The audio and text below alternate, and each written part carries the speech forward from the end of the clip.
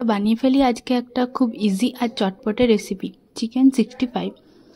তো দেখে নাও কিভাবে বানিয়ে নিতে হবে। প্রথমেই নিয়ে নিয়েছিলাম 500 গ্রাম চিকেন কিমা।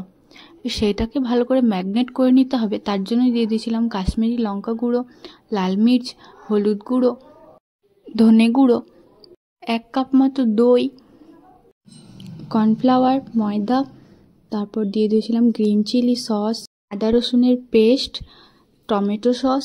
এগুলো সব দিয়ে তারপর দিয়ে দিয়েছিলাম একটা লেবুর রস বের করে তার মধ্যে দিয়ে দিয়েছিলাম। তারপর এরপর দিয়ে দিয়েছিলাম স্বাদ মতো লবণ। এগুলো সব মিক্স করে প্রায় 30 মিনিটের জন্য আমি এটা ম্যাগনেট হওয়ার জন্য রেখে দিয়েছিলাম। এরপর এটার মধ্যে দিয়ে দিয়েছিলাম একটা ডিম আর গোলমরিচ গুঁড়ো।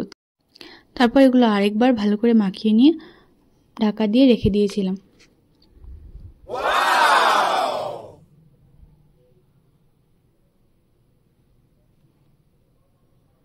তারপর কড়াইয়ে তেল দিয়ে দিয়েছিলাম। তেলটা গরম যতক্ষণে হচ্ছে ততক্ষণে আমরা একটা মিক্সার বানিয়ে নিই। তার জন্য দই, টমেটো সস আর ভিনিগার সেটা দিয়ে মিক্সারটা বানিয়ে নিয়েছিলাম। সয়া সস তোমরা দিতে পারো, আমার কাছে ছিল না তাই আমি দিইনি।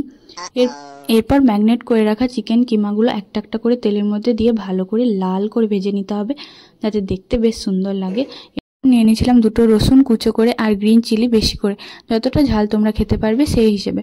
তারপর সেগুলো তেলে দিয়ে মিক্স করে রাখা মশলাটা তেলের মধ্যে দিয়ে ভালো করে নেড়েচেড়ে নিতে হবে যতক্ষণ তেলটা বেরিয়ে আসে।